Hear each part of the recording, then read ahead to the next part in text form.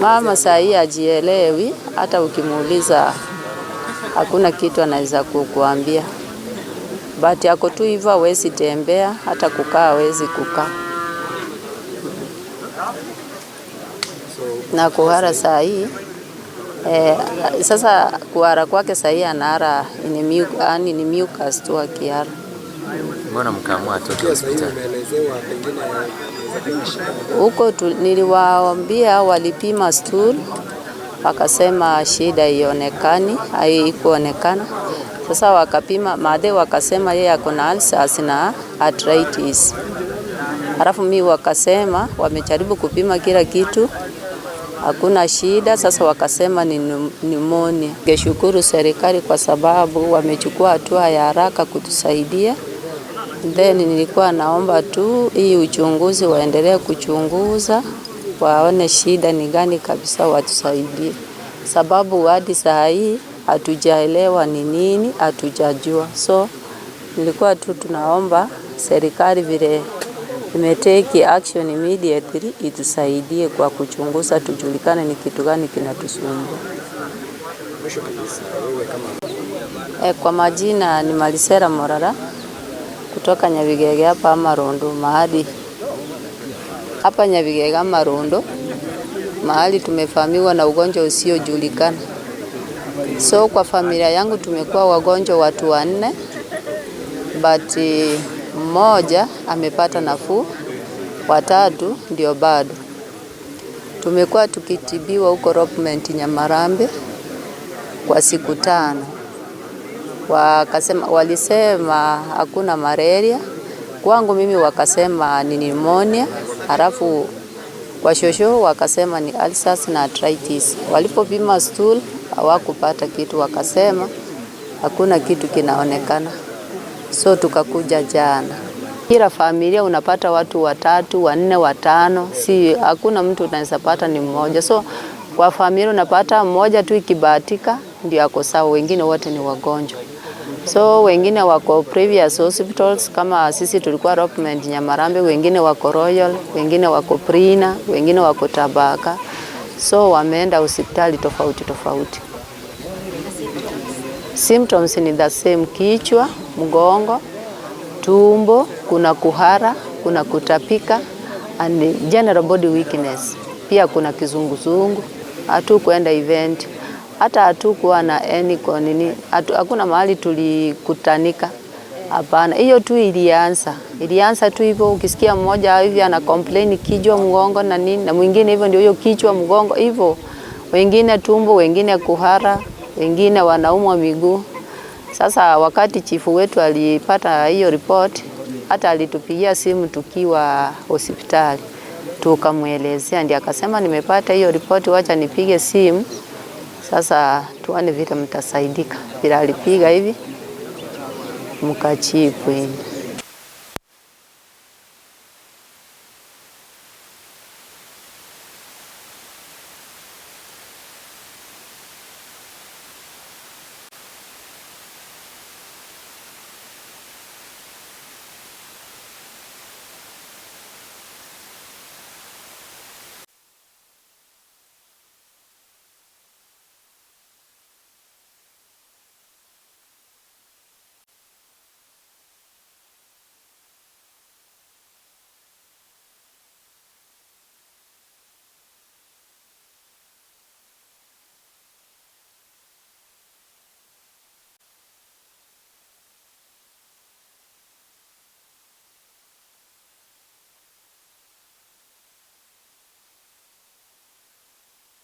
Alivyosema mwakilishi wa mbunge ni kwamba bahati nzuri, tunaambia Mwenyezi Mungu ni asante kwa sababu hakuna maisha tumepoteza, si ndio? Wajua ugonjwa kama huu ukitokelezea ni lazima wanasayansi ambao ni madaktari wajue ni nini. Manake hawezi kupeana madawa tu, pia madawa ni sumu za zingine. Mpaka uhakikishe ni madawa gani na ni madawa gani, na serikali kuu tulijulisha kwa sababu tulijua pengine kama hatuna uwezo wa kutosha katika kutafuta utafiti, basi wao na expertise yao yote watakuwa hapa katika siku ya leo. Lakini tunasema ni pole na ni asante kwa sababu hakuna mtu amepoteza maisha. that we are going to this weekend. Sees out already. Actually, no, that is where you are. Thank you. And some samples, and we are yet to give out a result on what we will do. So allow me please. That's what has been used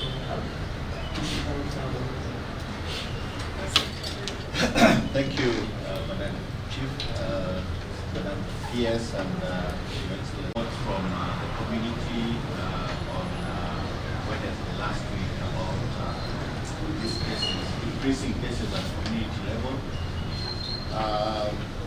Though these cases seem to have started that to us, so we are able to move to the community, and what we found is that yes, there were a number of cases who are sick in all the facilities that we went to that surround the village. So the villages that are affected are 3 of them around Tapaka Ward in South Mugirango. They are not very far from each other. Yeah, so we can visit all of them. Yes, we visit a few of the patients. Yes. So we a protected spring piped water to all the 3 villages, and if you could move out of those 3 villages, then there were no cases. So we thought that is why we really suspect to move from household to household to monitor those patients with medication. And as we speak, most of them have actually improved. If you look at the EPICA, They need to relate with the press.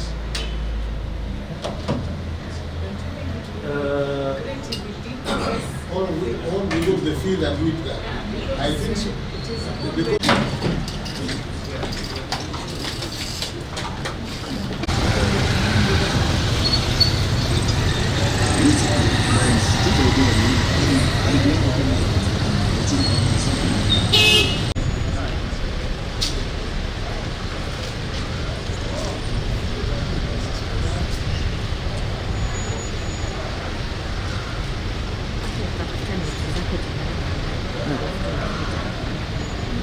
Do very fast. Sababu hapa gari zikitoka.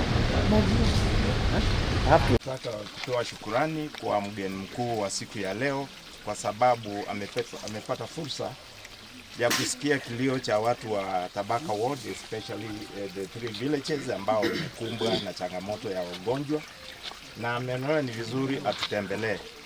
Kwa hivyo sisi kama serikali ya county ambao tuko na deputy governor ambaye ataleta wageni wengine,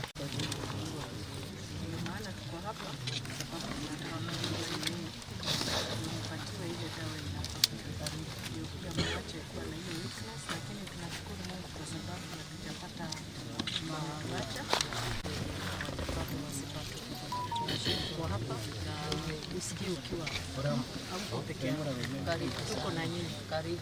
Sawa. Acha Mungu awabariki kabisa. Wako mshughulikie. Asante. Bariki. Sio ni wewe mwenye pimbi. Kuna mtoto short.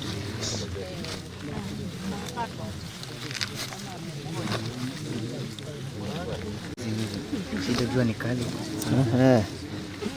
Kuna patches, na hapa ni patches mingi. Patches mingi, alafu unajua tuko chini ya mti. Shadows nayo. Ndio mbele kwa yake. Photographers ndio na videographers ndio wanaelewa. Mama yuko kuja kutoka national government. Sio mpaka tuambie kwa mgeni, lakini mambo yenu imeshapelekwa kwa laboratory.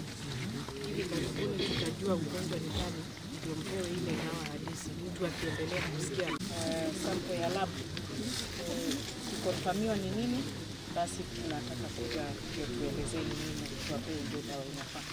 Lakini pia hatutaki watu muelezee wengine, wangoje, wavumilie, tumalizie, wanasayansi wamalizie kazi yao, alafu sasa tutatibiwa vile. Tunashukuru.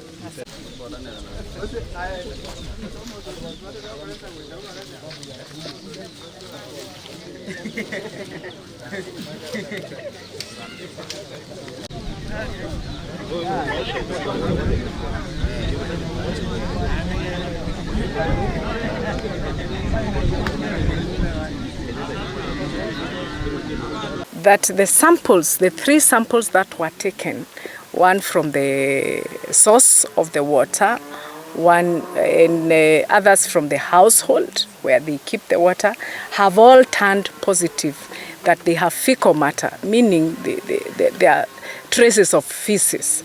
Of course, it has a term, a scientific term, but that is what the public can understand. That's why I'm using the word fecal matter. And they have turned positive. That means we need to investigate further and also subject them to the lab, to another lab for confirmation. But because we have preliminary confirmation that this water is not fit for human consumption, the very best thing is to barricade that area and ensure that the people of this area are getting water from a different source. Secondly, what I have said is it is important that the people here practice high levels of hygiene, and high levels of hygiene are very activities that you think are not important, like washing hands, okay?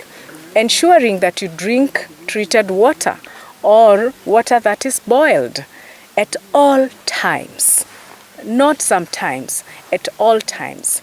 And also ensure that if you feel sick, you must go to hospital. Do not medicate yourself at home. Don't run to a chemist, buy drugs, come home and sleep. Go to hospital, let you be assessed further and be treated. Today we've had the opportunity to meet with the union representative for the TUK University workers. These were made up of WASU officials, the KUSU officials, and the KUDEA officials. As you all know, TUK University workers and academic staff went on strike in the month of February, and we've been trying to negotiate a return to work formula. And so as a technical team between the Ministry of Education and the TUK staff and management, I've worked a recovery roadmap for the university itself, so that we can have a structure where we are going to have a sustainable structure in the discussions that we are having, so that we have a sustainable agreement for TUK University.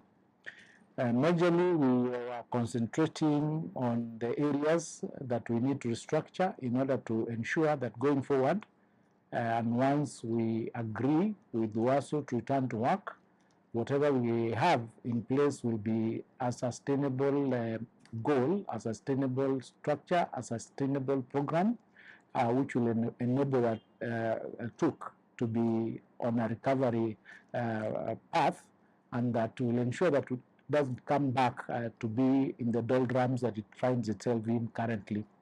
So we had discussions around the increasing student enrollment, cost-cutting measures in various areas. We also talked about organizational structure. We also discussed areas of revenue enhancement and strengthening of the university governance and management structure.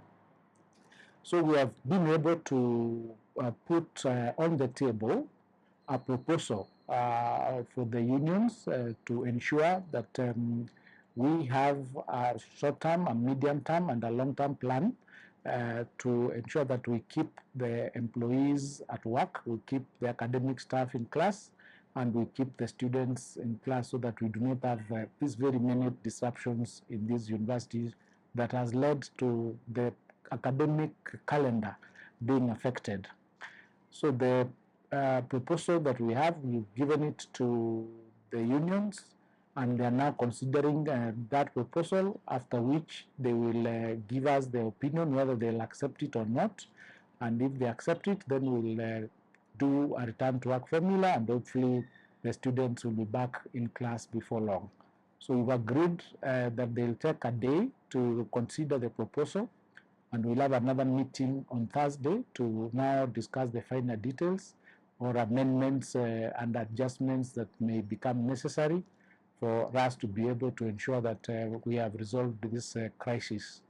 As a government, we are determined to ensure that all these universities that have been in problems, we get solutions for them so that our students do not continue suffering by them not being able to complete their courses on time, and the very many disruptions that need to be resolved once and for all. So going forward, we've agreed that in some of the other institutions, we'll start discussions even before they reach crisis levels so that we avoid a situation where we are firefighting each and every time. So we're in the process of resolving the problem that TUK is facing. We ask that each stakeholder just be patient for a little while, and so that we can get a solution that is a win-win for each and every party involved.